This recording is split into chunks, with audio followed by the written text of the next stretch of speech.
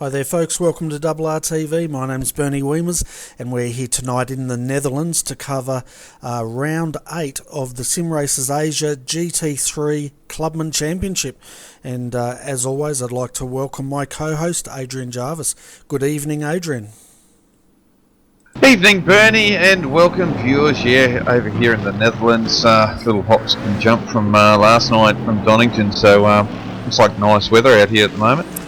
Yeah, it certainly is. So coming from the V8 supercars all the way over to the Netherlands to cover GT3 racing, couldn't get better than that, mate.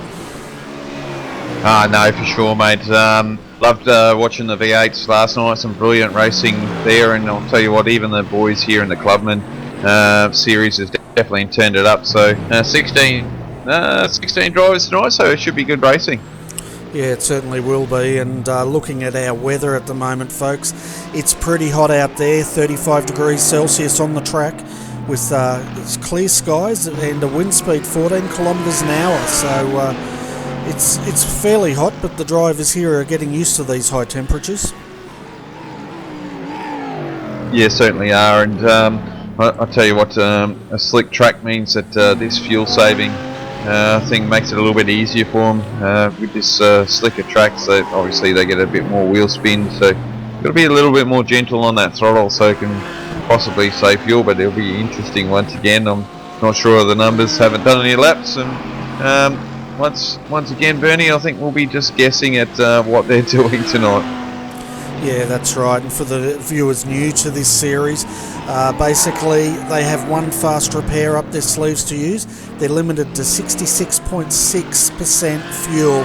So generally there's two strategies the drivers may undertake.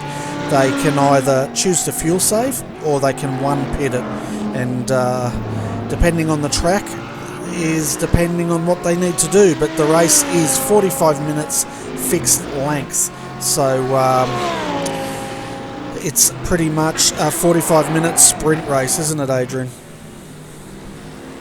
Yeah, certainly is, and it's good to see the boys just push out there and try and get it done. But Zaandvoort is a very tricky track to keep these things under you. See a lot of guys throughout qualifying and practice just struggling with these, keeping the cars underneath them, and it can be quite a tricky track. It's a very flowing track, isn't it? A very rhythm track, so the boys are going to have to be careful out here. Oh yeah, for sure. And reverse grid, they're going to have to be extremely careful. Fastest to the back, and we'll see how they go. Last time we covered one of these reverse grids, some of the faster drivers actually had a bit of trouble trying to get through the field, didn't they?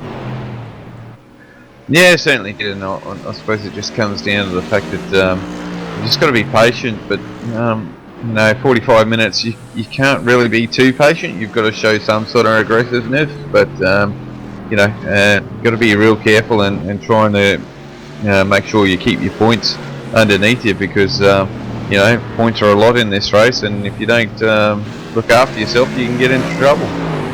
Oh, for sure. And we'll have a look at the points very shortly, and we can see there has been a change in the points. Just doing something here. Okay, so let's have a look at the point score as it stands. So we've got a new points leader here. Daniel Leet in the Audi for Laser Racing has taken over the lead from Martin Silvestri. So Daniel's on 186 points compared to Martin Silvestri on 181 points. Then we have Mark Lang sitting in third for Eurasia Sim Sports on 146 points. Nuno Pierre Tang is in fourth on 144 points. Then rounding out our top five is Leonardo Lopez de Oliveira. Yeah, big long name, we'll call him Leonardo, on 126 points. So it's very tight up the top end there at the moment. Yeah, it certainly is, Bernie, and it just goes to show how close these boys are racing at the moment. So it's good to see, and I'm quite interested to see how they go here at Zaandvoort.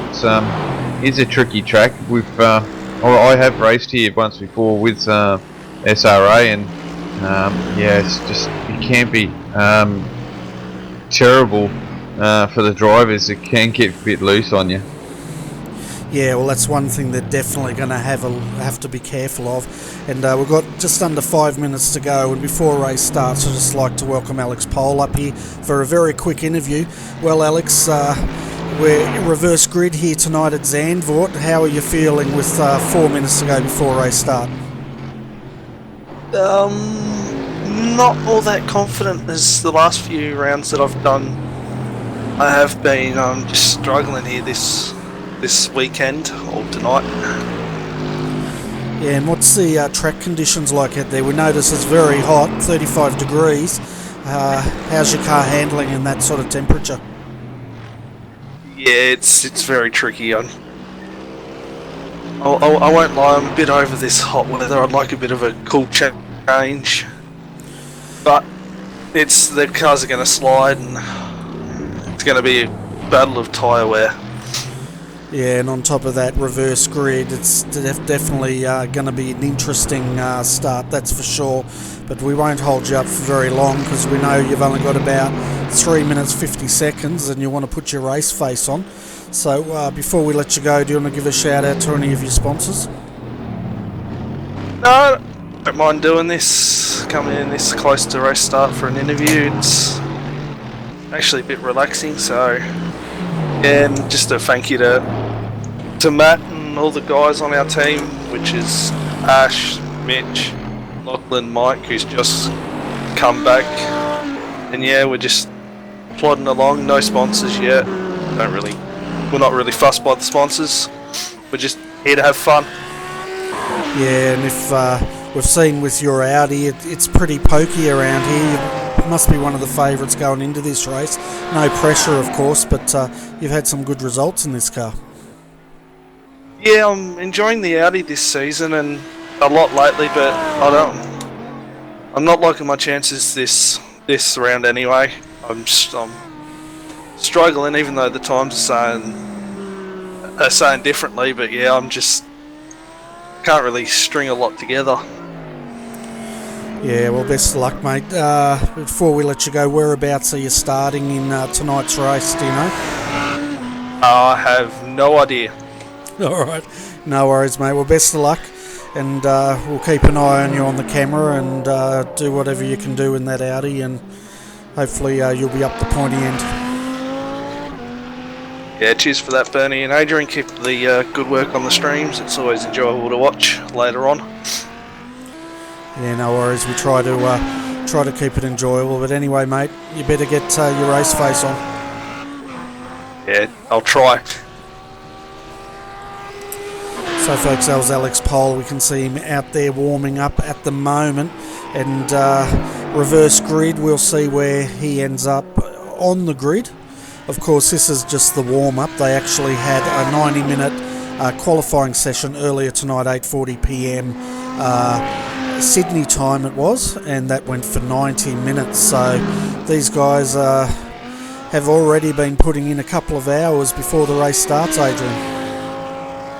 Yeah, certainly have. So 2 hours worth of practice, an hour and a half of quali practice, basically half an hour warm-up session here.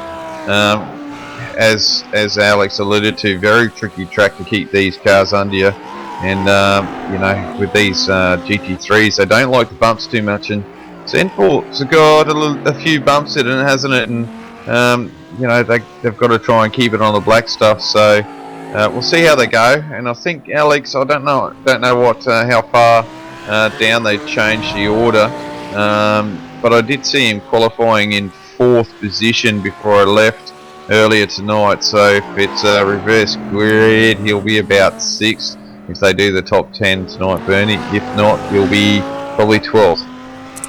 Yeah, well, we'll have to wait and see. Normally they reverse grid the top 10. There's 16 cars out there at the moment, so a fairly small field, but not too bad. And as long as they can get through that first couple of corners, it should be good racing. Yeah, it's going to be tricky, isn't it? Like I said, that first corner is a nightmare, so you're going to try and get all these cars down in turn 1, and then the next few sections there after turn 1, it's quite tight. You really can... You're flat out getting 2 cars wide through there. You've got to get single file, so I can see a big issue in those first few corners. So we'll see how they go as the checkered flag's out for warm up. But yeah, it's going to be interesting on this first lap for sure. Oh, it certainly will be, and now that we're finished there, we will take the guys through the grid very shortly, and we'll just see where these guys line up. Of course, Daniel Leet comes into this with a 5-point lead, so he'll be looking at trying to extend that. Yeah, always trying to keep extending your championship lead for sure, and that's the whole thing about these championships. You got to be consistent to get near the pointy end. You don't have to always win races, just about consistency. And tonight in these reverse grids, I think the boys have got to think about their championship points. So just slowly make their way towards the front and try not get caught up in the carnage, because unfortunately in this reverse grid I can see that's going to happen after turn 1, because it's just so tight after turn 1. Oh, it certainly is, and we'll see how they go. Generally, the last couple of rounds have been pretty clean, but these guys have been known to bang panels. Rolling start here tonight, folks, so while the cars are lining up, let's go through the grid. So Nuno Tang in the Mercedes will start from pole position, and then he has Ferranto, that's a new name to us, in second. That's Indra Ferranto. Sanchez will start out a third in a BMW. Then we have another Mercedes with Texeira out of fourth. Oliveira will start out of fifth tonight in another Mercedes. Out of sixth, Alex Pole in the Audi, followed by Martin Silvessi in seventh. Out of eighth, Steve Bacade. Then we have Daniel Leet, our series leader at the moment, in another Audi out of ninth with a bit of work to do from there. Mark Lang will start out of 10th position. Out of 11th is Ao, followed by Fu in 12th. Choi will start out of 13th with Adam Utri out of 14th. Out of 15th we have Silva. Then Min Park will be the last car on the grid in 16th in another Audi. So it's looking like this track's favouring the BMW and the Mercedes. Yeah, no GT tonight, which is a shame. Obviously, we won't see that one tonight. But it's a shame not to see it. But yeah, definitely a BMW more suited track, probably more comfortable under these conditions, I suppose, Bernie. But yeah, we'll see how they go. Audis are going to struggle here, I think. We heard Tim talk about that at one stage when we had him up here for the AEC around about those Audis. They're sort of a little bit funny being a mid-engine car, but no, it's good to see, and I'd just like to see someone jump in that Ford GT a little bit more often, actually. Yeah, well, Maris Brody was in that car last week, and he started right up the pointy end, didn't he? But unfortunately it all went bad in the first couple of corners. But when the Ford GT has a good run, I tell you what, it definitely has a lot of poke. We saw it blast past the Mercedes up that long straight at Moport last week, and it's always a pleasure to hear the dulcet tones of the Ford GT3. Yeah, it's quite interesting, isn't it? We've got 3 V8s out here. Generally, if we do have the Ford GT, so the Ford GT obviously a V8, the BMW is a V8, and the Mercedes is a V8. All three sound so unique and different, but also sound so nice as well. I couldn't pick to have just one of those. I think I'd have to have all three of those cars just for a bit of noise value. Yeah. Oh, definitely. You need that noise value, don't you? Yeah, for sure. I just can't get used to those Audis though, Bernie. They're just so sound too highly strung for me. So yeah, not a choice for me as the boys are rolling around here. So not too far away from the start here, ladies and gentlemen. But yeah, it's going to be interesting for sure into turn 1. Oh, it certainly is, as we see now the field streaming past the camera there. And hold on to your hats, folks. This turn 1 is going to be interesting. And if that doesn't catch them out, I reckon that the S's up to turn 4 is definitely going to be action-packed. but safety car should be in very shortly. Nuno Tang will have control of the field, and we go on green. Yeah, so the safety car should be pulling in here, so we'll be going green very shortly. Yeah, and let's see the field now coming around the final corner here. 45 minutes, time certain race here at Zaandvoort. Remember, one fast repair, 66.6%. So here we go. So on green we go. I'll tell you what, the car in second, that was Indra Ferranto, was caught napping, but look at Alex Pole. Alex is into the back, and he came up from 6th position, and unfortunately that's taken out Nuno Tang. Yes, a little error there from Alex. Just good start, didn't he? He had a perfect start, and but just seemed to outbrake himself getting into turn 1 there and tagging Nuno. So I can see Alex is going to get a penalty for that later on, and possibly lose some points. But this is one thing about this series: you can have these incidents, but it's all post-race penalties after the fact. Well, it certainly is, and Hugo Silva Jr. is also carrying a lot of damage on that Mercedes. It looks like he's been caught up in a first corner incident, and no doubt he'll be looking at trying to get that fast repair used up. But of course, in a 45-minute race, they really have one pit window, don't they? Yeah, that's right. And I suppose what they do is they can work out the fuel numbers. If they do need to pit, they know how many laps they've got to do before their stop. So, as they're tight here through the S's coming. There's an accident there. Don't know the numbers. I'm up in the blimp at the moment, so I'll come down and join you soon. But looks like another car in the wall there. Yeah, that was Hugo Silva being spun, and all of a sudden after that spin he's got his bonnet back on, so the mechanics must be sprinting down there to fix that car. But let's have a look up the front. It's getting a bit messy up here. We've got Alex Pole, well, he's streaming away. We just had Frederico on the grass going down the main straight. Then we've got Indra Ferranto right behind them, though. We've got Sanchez on the grass, followed by Silvassi and Daniel Leet. These guys are racing first and second on points, and Daniel Leet's now having a look on the inside out of the run. But I tell you what, Mercedes versus Audi, who's going to win? It looks like the Audi's got the upper hand here.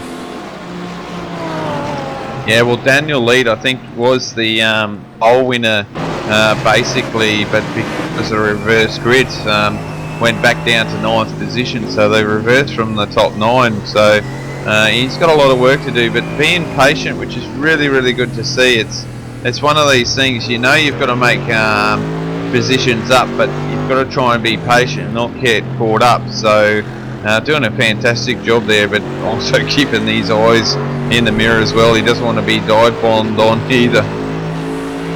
No, that's right. And one thing the viewers might notice is the guys are using a lot of the off-track, I guess. They don't have an incident limit here, but they do get awarded extra points for a clean race. But we can see quite a few guys using as much curb and a bit of the grass as they possibly can. Yeah, just to make the track a little bit better than what it needs to be, but obviously better it is for them. But you see down the straightaway there, with the draft you can hang in there, but it's going to be tough here for Daniel. He's closed up here at the moment onto Simon at the moment, so we'll see how he goes, but he should do okay. But 45 minutes, he's got a bit of time up his sleeve. Yeah, he certainly does. But remember, with Alex, he started from 6th position, which means he would have been about 4th fastest tonight. And by that start, taking the lead by the first corner, it's going to be pretty much catch me if you can from here. And he must be one of the favourites at the moment to take this race out. Yeah, well, he's a very clean driver. I think I used to race with Alex in some of the team events in some series before I got into commentating a lot more. So a very good, clean driver. most of the times. You know, if there's some sort of incident, it's generally just a little bit of a driver error, and keeps the car clean, keeps the car on the track. Generally does a great job of driving the car. So he probably was pushing the car throughout practice and just couldn't find his rhythm, but through this race he should be able to find his rhythm and keep it on the black stuff. Yeah, so last time by, Alex had a lead of 1.436 seconds, as we see him come back on the main straight now, and we'll see what that is. 2.083 is the gap at this point in time, so he's increased it, and he's the only, well, one of the only guys in the 137s. Yeah, that's Daniel Leet just did a 137.5, and I think that's the fastest lap time so far in this race. And Simon just let him go there at the end of the straightaway there.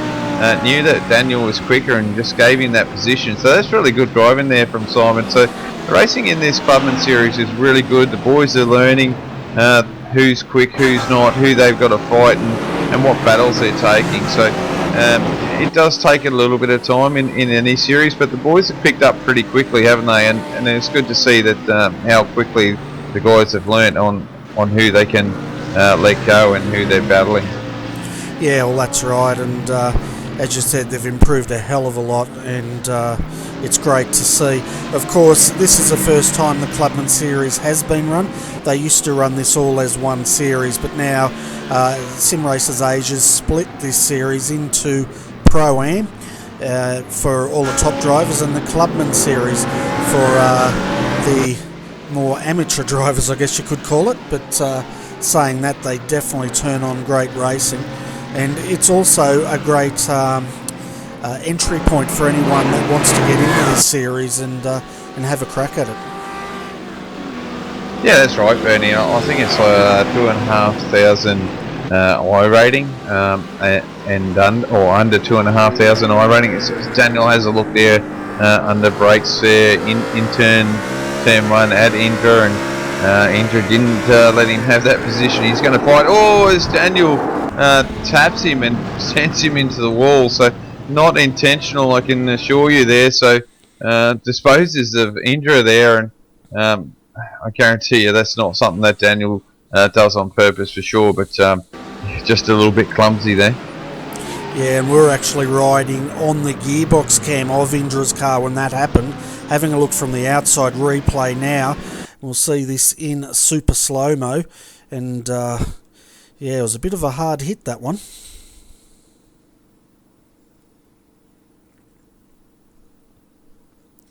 Just see there that tap, that's totally unsettled that BMW. Bit of a tank slapper going on and hard into the fence.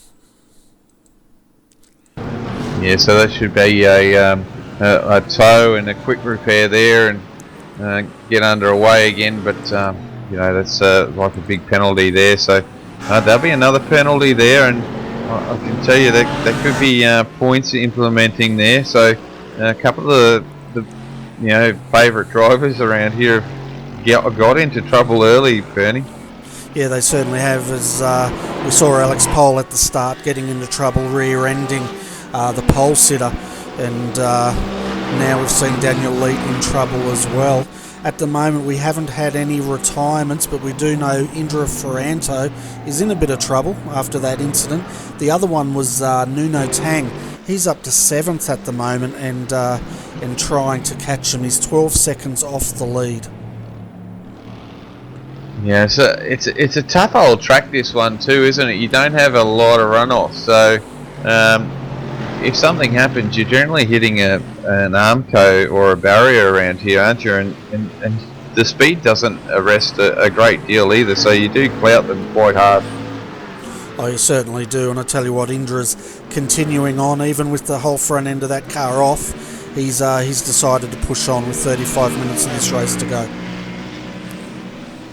Yeah, not a bad idea. If the car's not too bad and you can get it home, well then, keep driving it until your pit stop, because you can see there's a couple have stopped already there, Bernie. We've got Mark Lang Cash Choi there, I think his name is, Carlos Fu, and Min Park. They've all had stops now.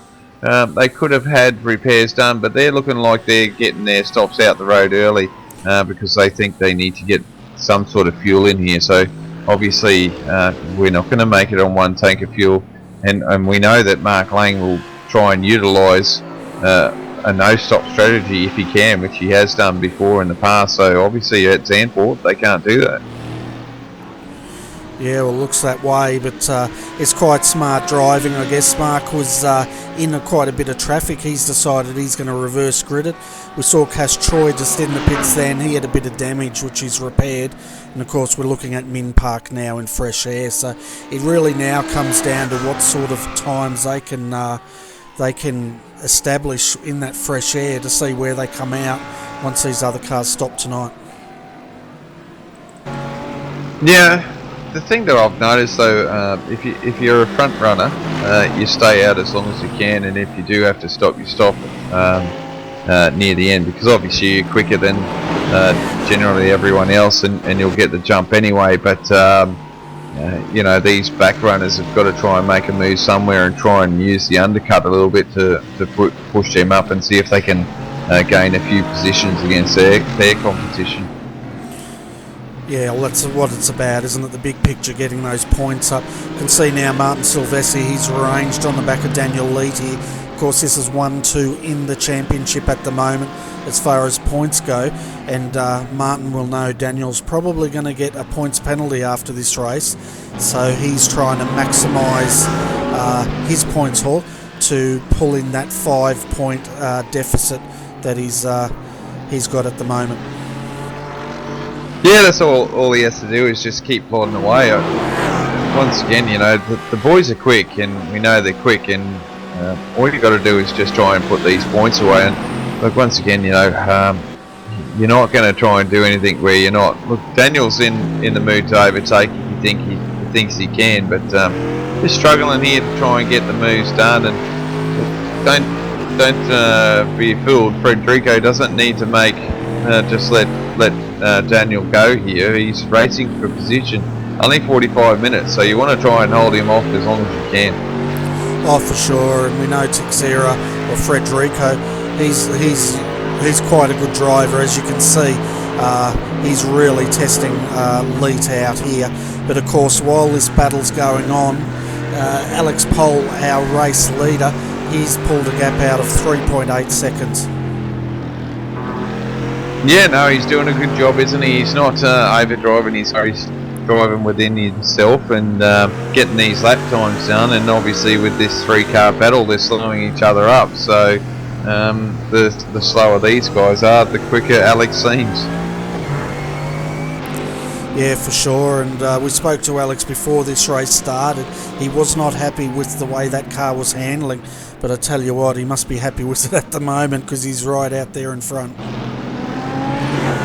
Yeah, once again, you know, he's just being patient with himself as Daniel Leite goes for the position. Great overtaking move there.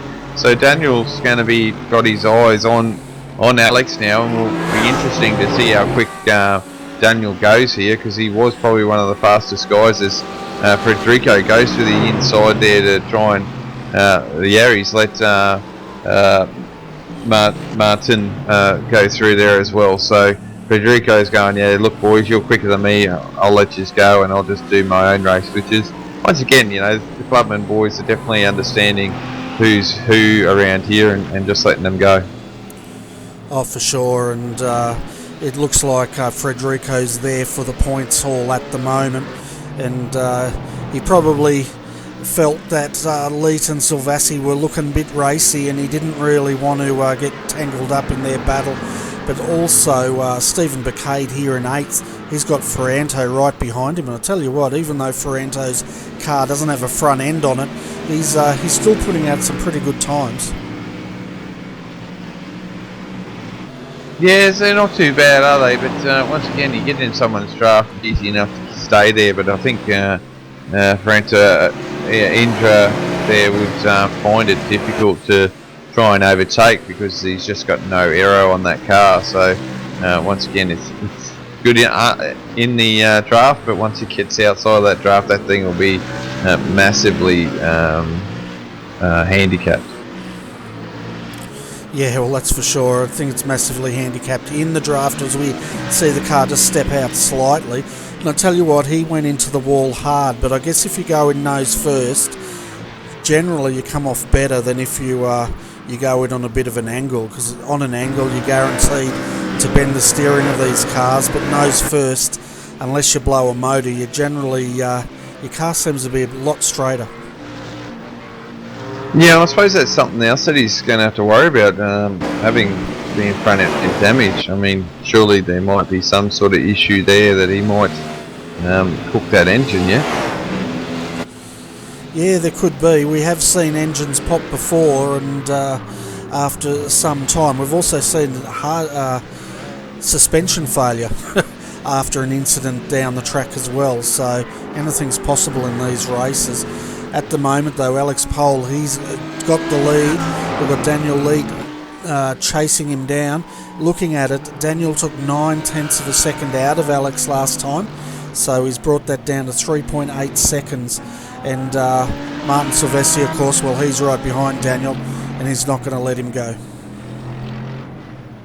Yeah, this is where we're going to see Daniel and Martin close in on Alex Pole. So Alex is just driving. I think if he sees these two range up on him, I think he's not going to really fight them too much. We heard he wasn't 100% confident early on, and I think he might just let these boys go and just run his own race. Yeah, I'd say he will run his own race, but saying that, the Delta Sim Sport entry with Alex Pole, this car and Alex, they've had a pretty good run the last few rounds, and no doubt Alex is looking on trying to continue that tonight. Yeah, I think if with Alex, he's not confident on getting first place, but I think if you see these boys racing up, he's not going to take it as that he's been defeated. It's that he's doing a pretty good job. I think at the moment he won't believe that he's in first, but he's going, yep, this is pretty cool. I'll just run my own pace and then see where he ends up. But like I said, I don't think he's going to fight these two guys if they're killing him. He generally goes, yep, look, I'm not confident enough to race you, so you can have it. Yeah, he'll be looking at the points as well, I'd say. But for those of you that have just joined us, Alex Pole is leading this race, stormed through the field by the first corner, 6 up to first. So your top 5 are Alex Pole leading at the moment, Daniel Leeds second. He's your championship points holder, number 1 at the moment. Martin Silvestri, the number 2 on points, is right behind him in third. We've got Frederico sitting in 4th position. And then rounding out your top 5 is Leonardo.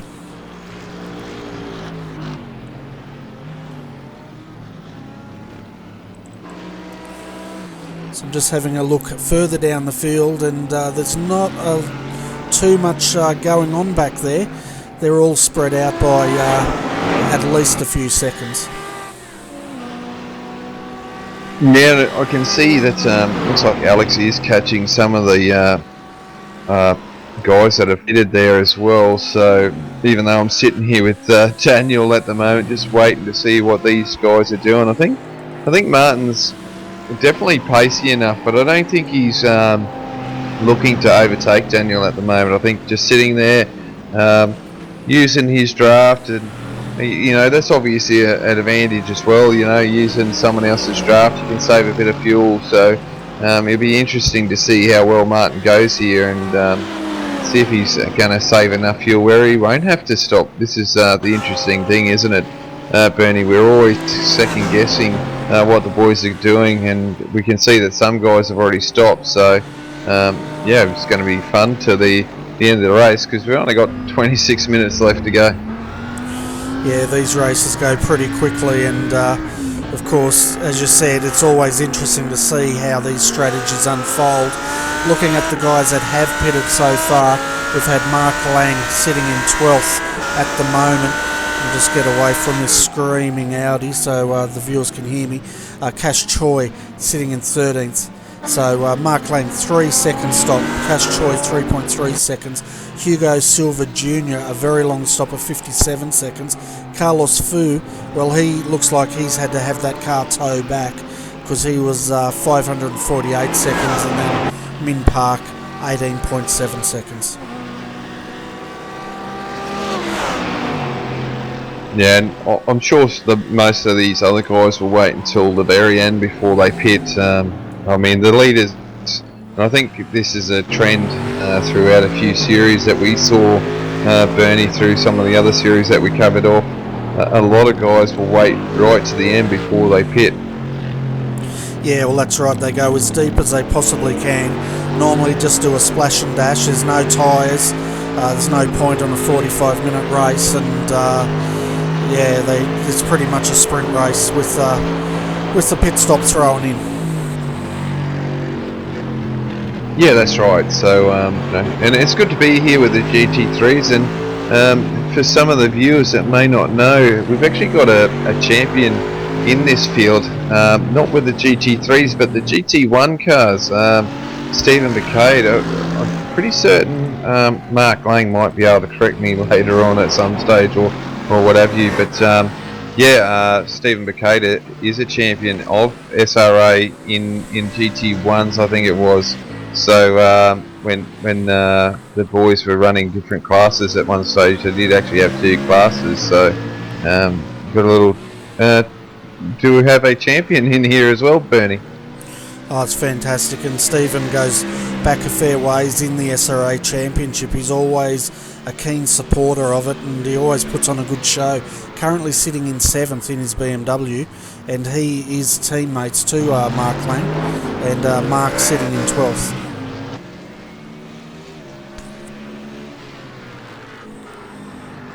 Sorry about that.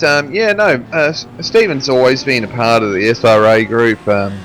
He races when he can, and he does a pretty good job of it. He is a very good racer, a very clean racer, so you know, awesome to see him out here having another run. Obviously he's not in the championship hunt, as there is a car off the side there. It's Daniel Lead. It looks like Min Park there, Bernie. Yeah, he's got it going again now, and the black Audi sitting in 15th, so he might have just pulled it up to let the guys through. Yeah, having a hard night there tonight. I could hear a bit of a bang, so we're going to go back and have a look at this replay and just see exactly what went on. So I think it's more than just a pull over here.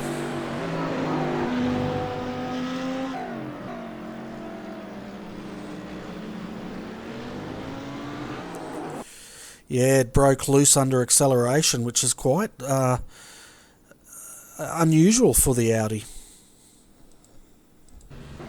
Yeah, it's just one of those things. I'll tell you what, something's happened with Alex here, because I can tell you right now, Daniel Leet has caught up to him quite quickly. This has just happened on this lap, so something's happened to Alex. May have got caught up behind a lap car or something here. Yeah, the gap's shrunk right up, hasn't it? And we've also got, so let's have a look. We've got Alex Pole. He did have a huge gap. Now it's 0.6 of a second. Daniel Leet behind him. Martin Silvessi in 3rd. I'm trying to work out what's happened to Alex here, but I can't see anything on the telemetry to say he's had an off track here. No, he just got held up by a lap car. Just he got loose getting into the S's, and he's had to slow up to wait to see what happened to that car, and it sort of put him off. So yeah, he's lost a lot of time, so that advantage he's had has shrunk really quickly, and for something that he could have hung on to for a little bit longer has really cost him. Yeah, well, that last lap cost him 2.2 seconds in time, and that's why Daniel is all over the back of him.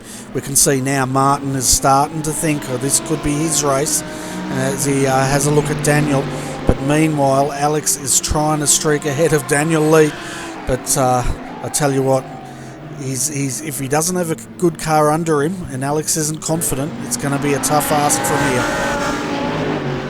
Yeah, it'll be interesting to see what Alex does here. He'll race for sure, but if he starts making a few little errors here, he might just let Daniel go. But he's definitely racing him here at the moment. Oh, for sure, he's not mucking around. We'll have a look at the times as they go across. So he did a 1:37.945 as he goes really wide there, and that's going to let Daniel through. Yeah, it's side by side. Daniel Leeds obviously said, yeah, this is not a too wide track, which it really isn't through this area, and just drop back in front. So yeah, this is the pressure that Alex is getting from Daniel. So we'll see if he keeps plugging away here, or will he let him take this position, because this is the time that Daniel's just going to put pressure on him to make that mistake. Yeah, well, I don't think Alex is going to just pull across and let Daniel through. I think he's going to race him as long as he can. It's just a matter of whether he's got the car to race Daniel with. Yeah, that's right. It's wide again, different lines there through there. He's a little bit slower there. And that's putting Daniel in a position as well to be attacked by Martin as well. So it's really hard being this middle guy, isn't it, Bernie? You try and attack the guy in front, but as you're sort of getting slowed up by the guy in front, you're getting attacked from behind. So it's a really hard job there, being the middle man. Well, it certainly is. You've got to have one eye forward, work out your attack while making sure you're not falling victim to the car behind you. Yeah, that's right. As the boys are once again done another lap, we should see the times flick through there this time. Pretty even that time around for the boys. The quickest guy there at the moment was Martin, and obviously because he's not really having that battle, he can close in range on him, so his time's going to be a little bit quicker. Yeah, and he topped 251 kilometres an hour down there, as we just saw him drop off a little bit. While these two Audis are slipstreaming and fighting each other, they are dropping that Mercedes off, just a couple of tenths each lap. Yeah, they are quick, aren't they, these Audis in a straight line, and if they get their act together, they could drop this Mercedes. But I think this is where Alex is struggling through the tighter section. You can see there Daniel closes in, and then Martin closes in as well, because Daniel's having to brake for Alex there. Yeah, Daniel's looking on the inside, switching it up a bit, but Martin's on the outside. Tell you what, if Silvestri can get a run here, he's going to get Daniel by the time they get to the chicane. Now we've got the chicane here. Daniel's on the other side, so he'll have the run for the next corner. Yeah, and I tell you what, good driving by both of them. Daniel cut across the nose of Martin, and Martin had the opportunity, if he wanted, to give him a bit of a tap, but he backed out of it. And your top three at the moment: Pole in the lead, Leet second, Silvestri third. The next one in fourth is Federico, but he's 9.9 seconds down. So this is really your podium at this stage.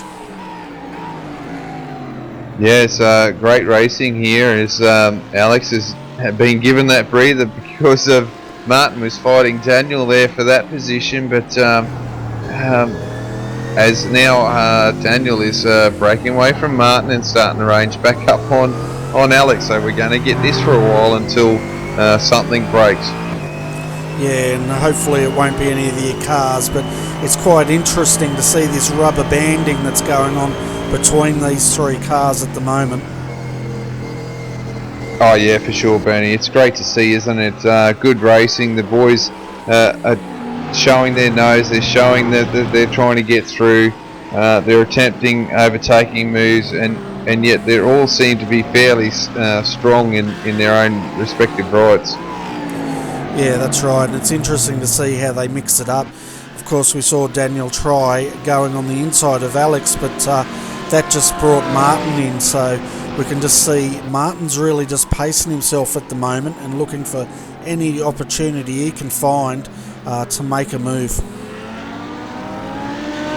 Well, he's in the box catbird seat, isn't he? He's really, instead of trying to fight Daniel, is just sit there behind Daniel, try and chase him down and see if these two make a mistake and take each other out. It's something that we've seen before, isn't it? So if he can just sit there and see what these two do, he might be able to pounce, which I think we saw last night in the V8s at Donington.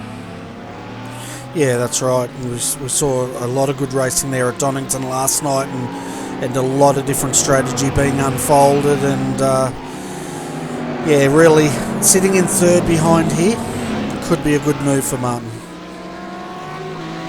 Yeah, for sure. Just pace yourself and stay in touch. Obviously, you need to stay in touch and put the pressure on, but let's and hope for the two in front actually get together and have an issue where you can then just dive straight past them and take first place. Yeah, exactly right, and that's what he's doing. He's just sitting there. He pretty much knows these two are going to get penalties on points for the incidents once post-race incidents are reviewed from both those contacts. So he's really looking at the big picture, as we see now. Leet flashing his lights on pole. We know Daniel likes to get in the heads of the drivers, doesn't he? Yeah, certainly does, and as you can see there, Daniel is quicker than Alex. There's no question. He keeps ranging up on him. Even if Alex didn't get caught there by the lap car driver, he was definitely quicker than him with these laps proceeding. So he's a quicker driver. I mean, Alex isn't going to block you, or is he? He's just going to make it difficult for Daniel to overtake. He's not going to give it to him for sure. Oh, that's right. And I tell you what, Alex knew he was going to get in a battle with Daniel at some point, and Martin. He just didn't think it was going to happen so soon. He's got 13 more minutes to withstand this pressure if he wants to take this win.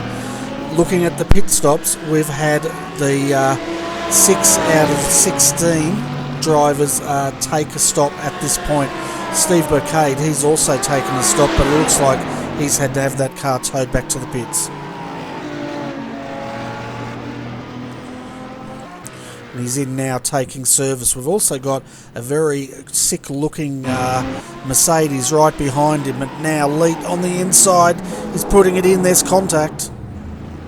Yeah, there's the touch. That's what Martin's been waiting for, and he's just got the lead. So there's that incident, and look at him now. He's out there and running away. So more implications there for Daniel. This is not what he needed. He needed a nice clean race, and just getting involved in another incident. So we could possibly see some points, some more points going against Daniel here.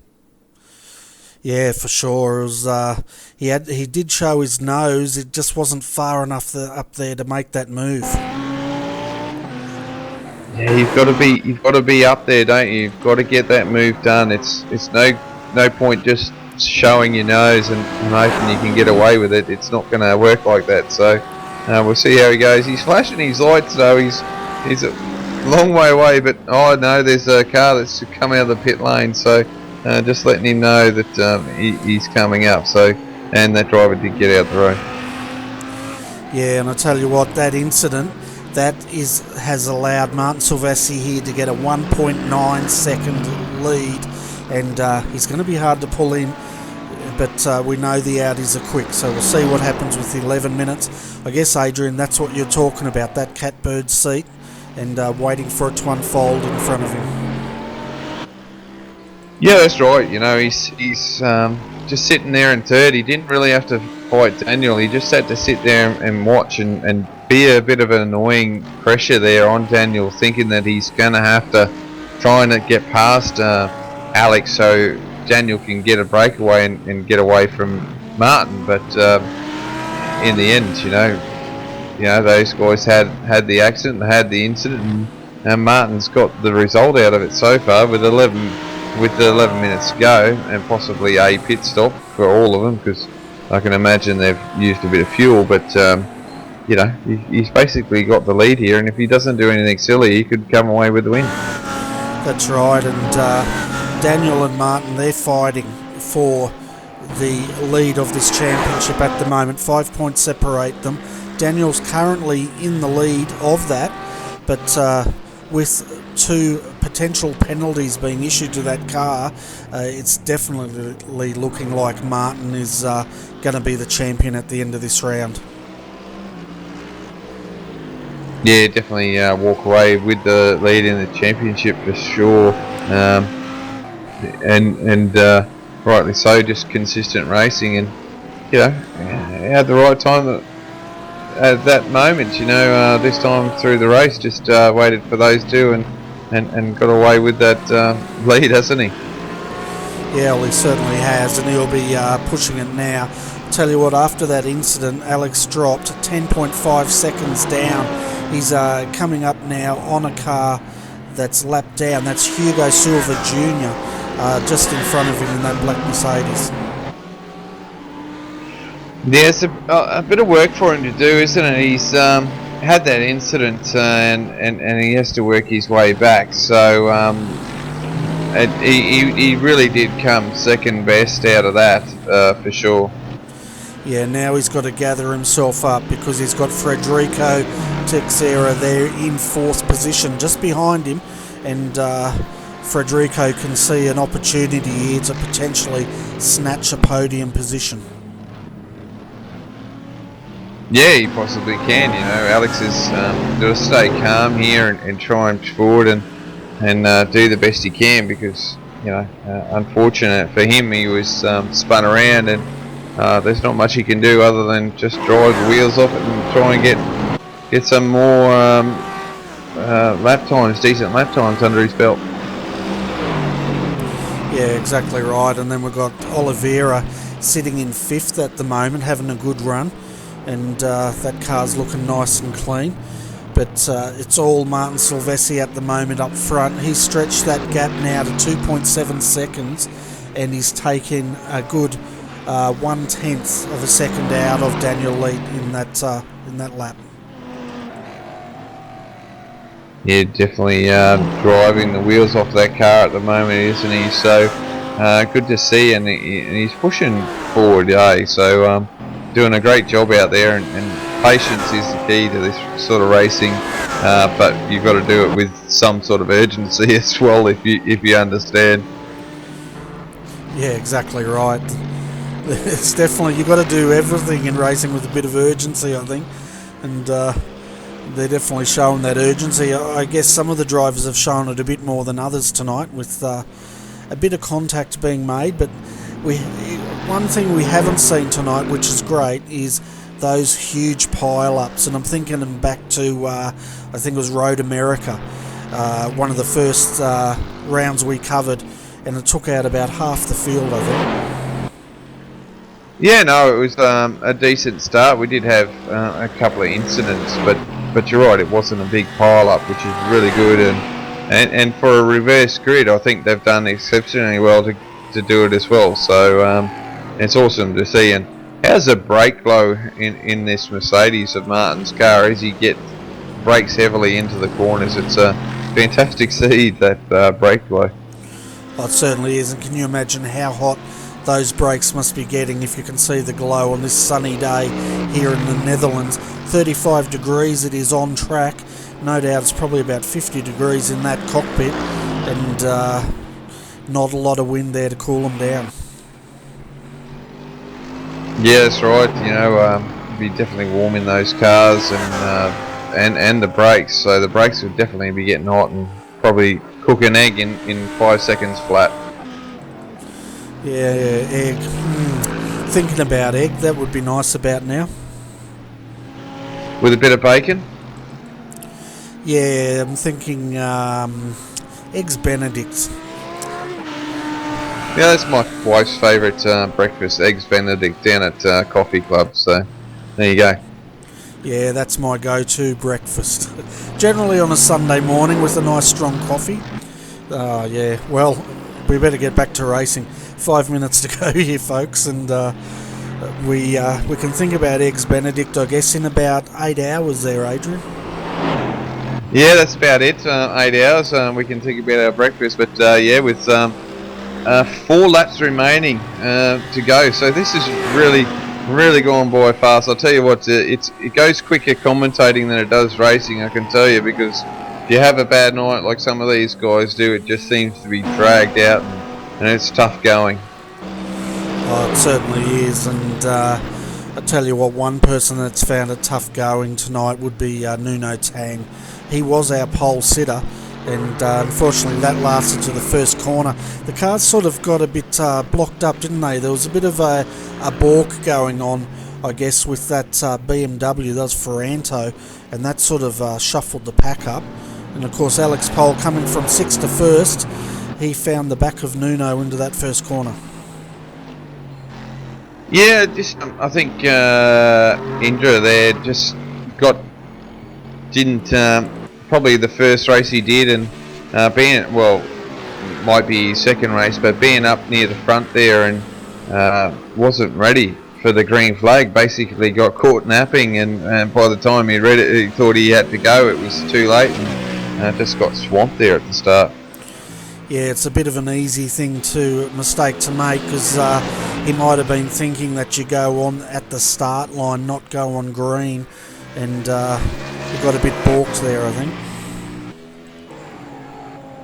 Yeah, it's just another way so guys that do post-race penalties don't have to worry about start procedures. As the leader pits here, Bernie, he's in your very tricky pit entry, isn't it, here at Zaandvoort? So coming in to get his service done, and it looks like Daniel's got the lead. So will he have to pit to finish this race? And Alex Pole's gone through now into second again, and the question is now, can they get home, these two Audis, without stopping? We know that the Mercedes cannot. Teixeira's also going through, that's Federico. Oliveira, Leonardo also goes through, but there's got to be a question mark now over these two Mercedes. Yeah, well, with Daniel leads out in front, I can't see them staying out here. Daniel wasn't saving fuel at all. Alex definitely wasn't saving fuel, and Alex has had a spin, but I'm sure that these guys can't make it. It just doesn't make sense. If they can make it, they've done some awesome job at fuel saving, but with the lap times, it just doesn't add up for sure. Oh, and we can see Daniel there. I don't know if that was a splutter from his car or if he's totally backing out of this. He does have 10.5 seconds, so he can afford to just get into coast mode here and try to get that car home. Yeah, you just roll out of the corner. You don't hold the throttle down all the way into the corner. You just roll off a little bit early. That way you're not actually braking as much, and just ease on the throttle, and you don't have to use all the throttle either going down the front straightaway. But yeah, he doesn't look as pacey at the moment. He's dropped a whole second, so that lap by, so I reckon he's in fuel save mode here, Bernie, trying to make it home with 2 laps to go.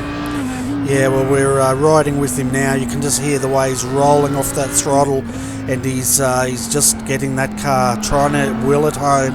He's got 1 minute and 58, so probably 2 laps to go here, and definitely in fuel saving mode now. Yeah, you just hear him, isn't it? He's not really putting a lot of throttle in this car, is he? He's just letting it roll through here at the moment.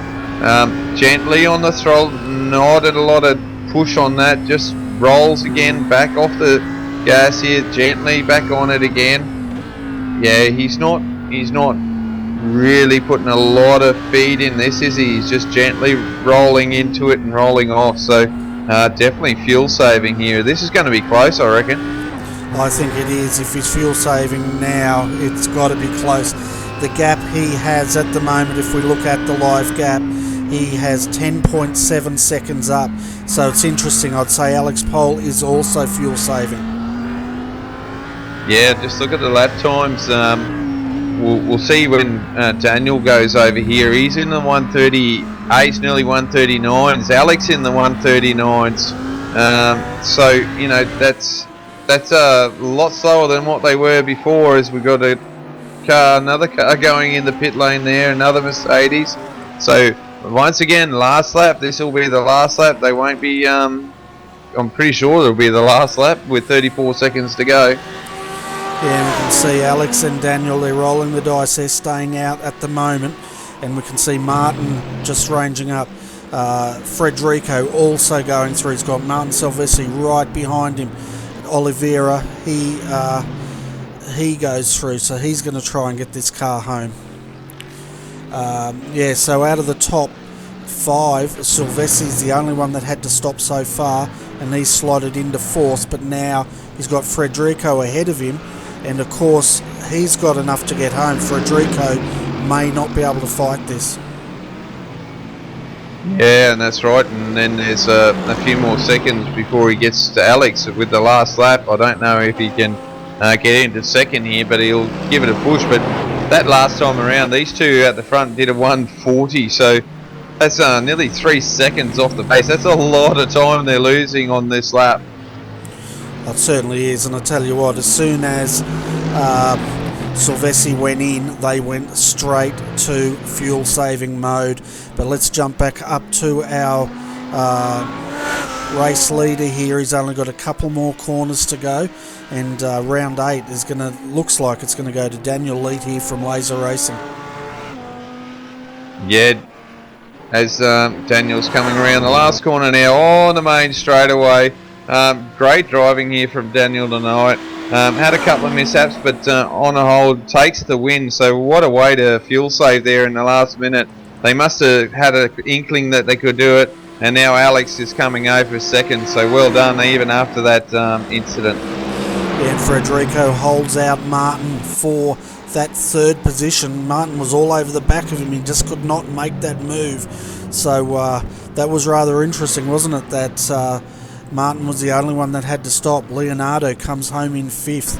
Indra, great recovery drive for him. He'll bring that car home in 6th, even after that heavy contact he had with Daniel Leet earlier. Yeah, I'm not sure if these boys will actually make it home, eh? Looks like Daniel's really already basically pulled up to the side there. Not sure if they'll drive these cars home. Yeah, well, I'm not sure if they'll make it. We've got Alex and Daniel now just cruising around out the front here. All the field. Have a look at this nice big procession, and it looks like they're about to start another race. It does, doesn't it? But with slightly damaged cars. Yeah, exactly right. And it looks like Alex is just backing that car down. We'll see. They might get him home, but yeah, that was good racing by the 2 Audi drivers.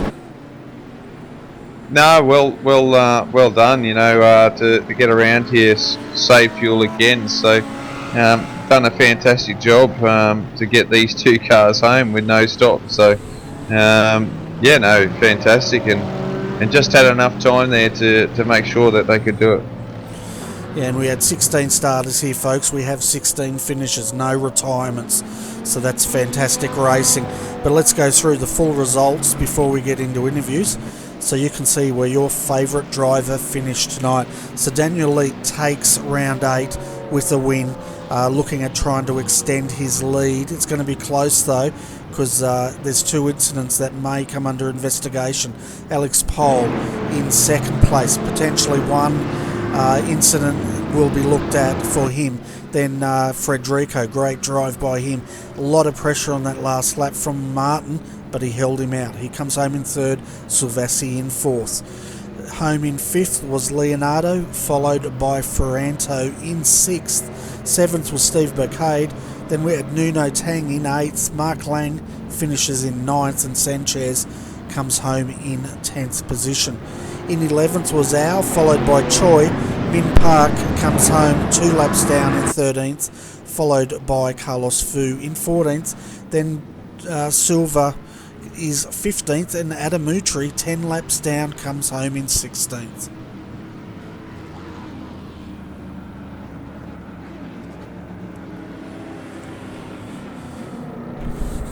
So that was quite an interesting race. We might see if we can bring Alex Pole up here in a moment and see if he will have an interview with us and have a bit of a chat with him about that scorching start he had. Yeah, as Daniel's using the last of his fuel to do a burnout, and I'm sure he'll be up here with us soon as well. So, yeah, no, awesome race. The boys did a good job. A couple had probably frisbee moments there where they sort of got into each other, but on a whole, it wasn't like it was silly driving. I don't think you could say, Bernie. It was just sort of like just a driver error at those stages. So, but on a whole, the driving was pretty good again. So I'm enjoying these Clubman races. They're definitely up their game, and I think they're used to each other and can get around and enjoy the racing that they're having now. Oh, definitely, and we'd like to welcome back to the Combox Alex Pole. Tell you what, Alex, for a car you weren't that confident with, what a scorching start you had. Can you tell us a bit about how you got from, I think it's 6th, all the way up to 1st? First thing, I'd like to apologise to Mr. Nuno for rear-ending him on the first turn, the first lap. That was my mistake. Just got a real good start. A few guys, I think, must have stuffed up a little bit or a bit slow and cut for a few, and then missed my braking marker into turn 1 and used Nuno as a braking marker. Yeah, we saw that hit, and poor Nuno sort of went off the end of the track. He came home in 8th, but he's probably thinking what might have happened. But of course, you had a bit of a serve later on, didn't you, when Daniel Leet came up the inside of you? Yeah, I think that one was just more of a racing incident. I thought I left enough room, he thought he left enough room, and we came together. We both got to finish. So that's the main thing. Congrats to Daniel Leet for the win. I'm not too sure. Martin must have not had enough fuel because he was quick and he was just, after the spin, he should have won, but wasn't to be. Yeah, well, he didn't have enough fuel to make it home. He had to come in for a splash and dash, which brought you up into the 2nd position. But it looked like once Martin had dropped off, both Daniel and yourself looked like you went straight into fuel saving mode. So how close was it as far as fuel goes? When I crossed the start-finish line, I had half a litre left. Wow, that's cutting it close. But I guess you guys were rolling the dice there, because if you had to come in, you would have been not looking at a podium finish. Yeah, that's it. And I'm only doing this series this season for fun, so I'm not too fussed if I get podiums or don't. But yeah, it's good to always get a podium. Yeah, fantastic. Well, thanks for popping in for a chat. Great driving out there, very entertaining, and well done on your 2nd position. And we better let you go so you can, I guess, get to bed. It's nearly 12 o'clock. Yeah, cheers, Bernie. Nearly 11:30 for me. No worries. How do you get half an hour up on us? South Australian, mate. That's it. Oh, I keep on forgetting about South Australia. Yeah, no worries, mate. Well, I'll catch you later. Yeah, that's all right, Bernie. You're allowed to forget about those crow eaters. Yeah. All right, Mr. Crow, we'll catch you next time. No probs. See ya, Alex. See ya, Adrian.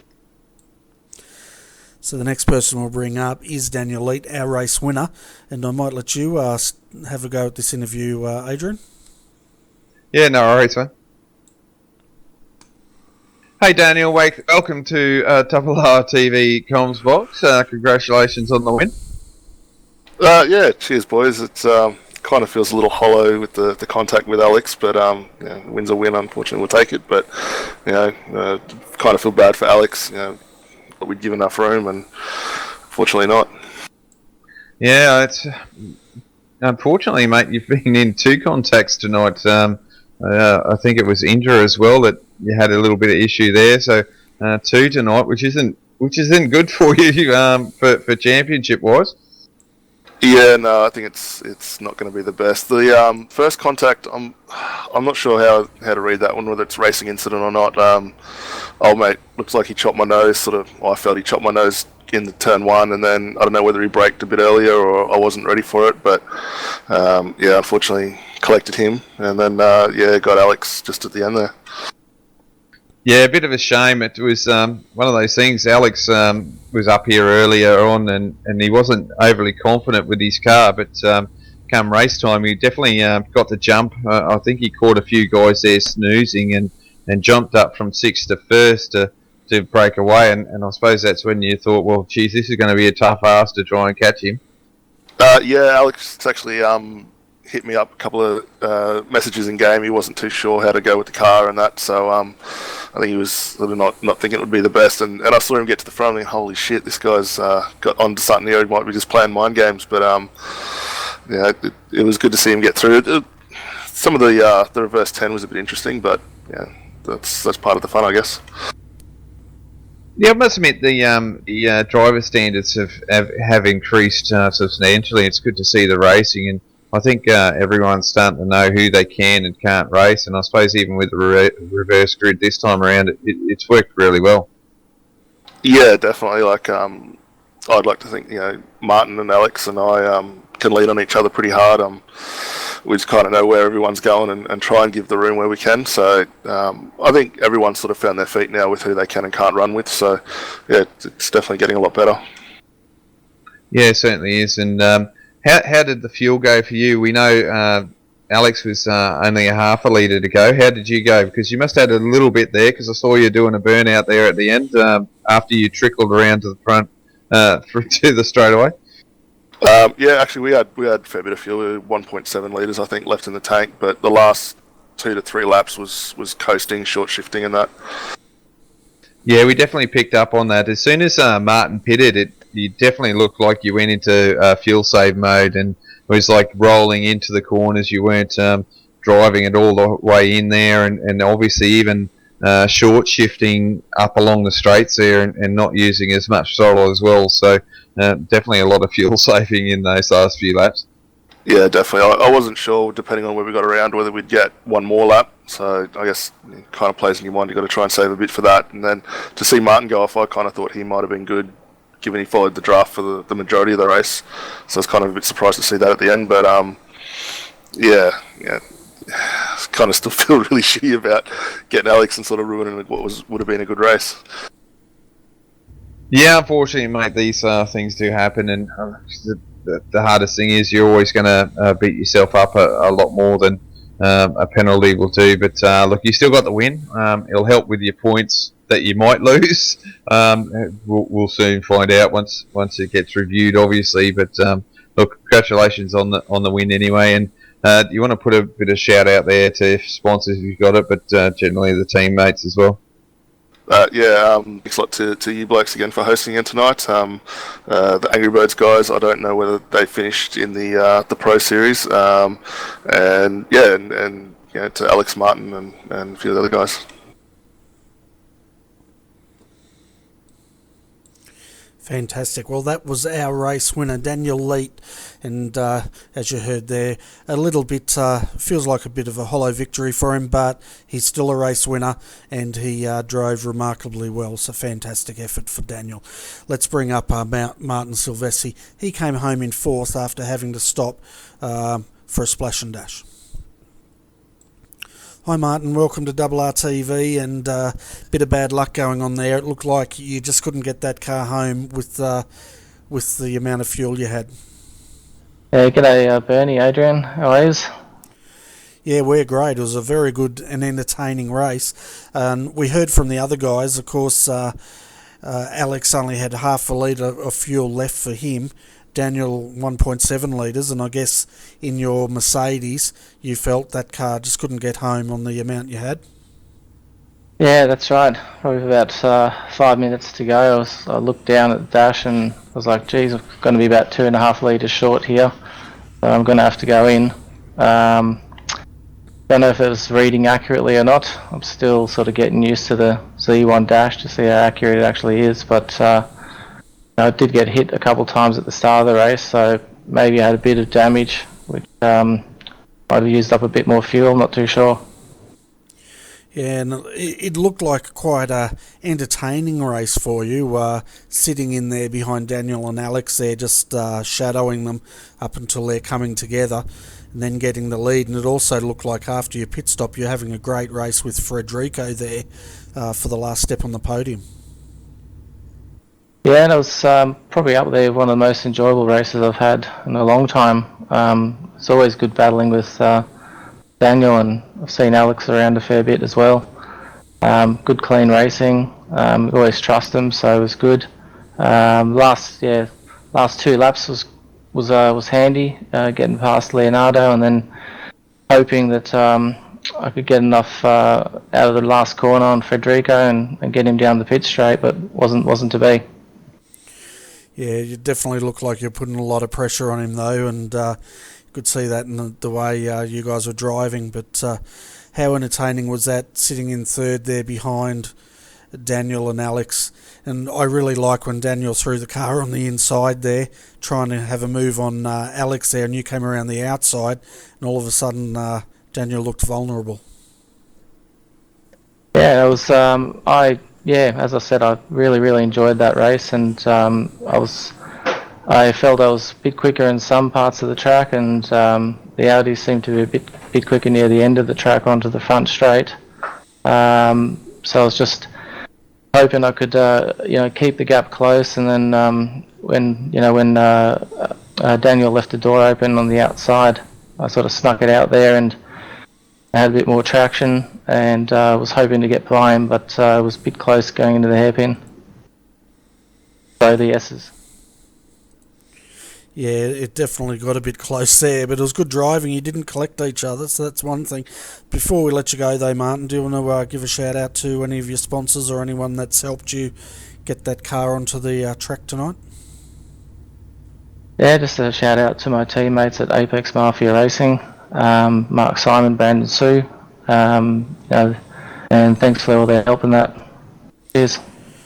No worries. Well, we'll see you next week. I think it's round 9 next week, so we're getting close.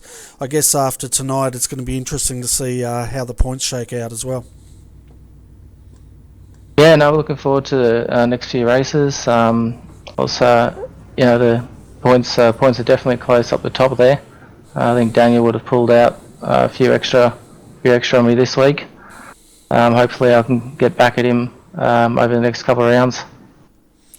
Yeah, no worries, Martin. We definitely look forward to that. Anyway, thanks for popping in, and we look forward to seeing you next week. All right, thanks guys. Thanks for the broadcast, and cheers for having me up here. So folks, that is Martin Silvessi coming home in 4th, Adrian, and rather interesting about the fuel.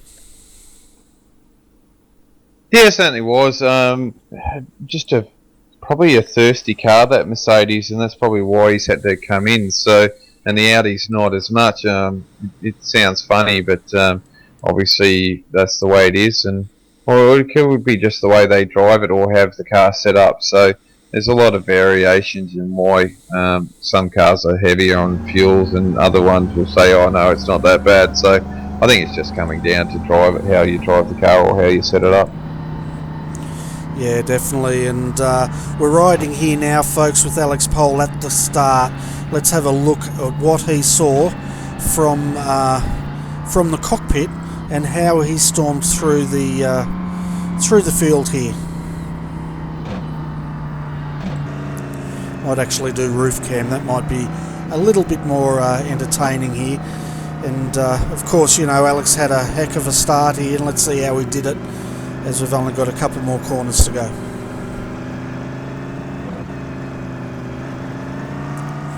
It'd be interesting to see Indra up front here as well, because he definitely balks, didn't he? And Alex is only two cars behind him.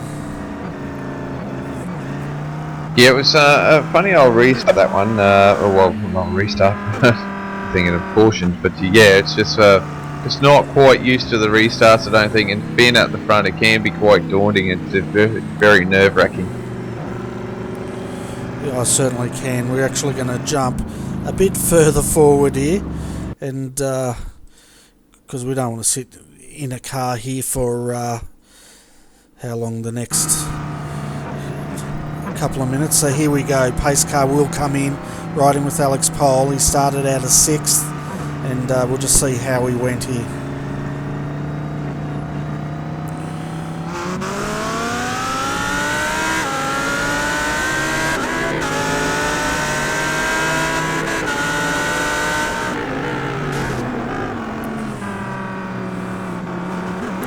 Saw that incident there when he ran into Nuno Tang. I tell you what, he was going so quick into that corner. If he didn't rear end Nuno there, I don't think he would have stopped. He probably wouldn't have. Would have went off into the dirt. So a bit of an unfortunate error, like Alex said. It just missed his brake marker, and lucky for him, Nuno was there, and unlucky for Nuno, Alex was really quick and missed his brake marker. Yeah, definitely. But anyway, folks, that's the end of our broadcast here tonight. So we definitely hope you enjoyed the Sim Racing Asia Clubman GT Series tonight, and we'll be back again next Saturday night with that. I think, Adrian, next week, correct me if I'm wrong, I think we've got a fairly quiet week ahead of us. Yeah, I think it's just the one race next week, so back here again next week, which is really good. I think a nice quiet one. Yeah, which really suits me, because Friday night I've got a busy one personally here, a bit of a party next Friday, and then yeah, it's going to be interesting. So a nice quiet one, so you can have a normal weekend, and I'll tell you what, that's going to be an interesting race too, because that's at Virginia International full, so a big track, and we know how much of a pain that can be for drivers, so we'll see how well they go there at VIR next week. Yeah, that'll be definitely interesting, and of course round 10 is going to be interesting as well, because that's going to be a 2-driver race, so it'll be interesting to see who teams up with who for that round. But of course, folks, next week, round 9 at Virginia International Raceway. Definitely come back and join in on the action. 10:45 p.m. is broadcast time. But until then, I'd like to thank Adrian Jarvis for joining us, and especially all you guys out there for joining the broadcast. We look forward to your company next time we broadcast here on RRTV. Good night.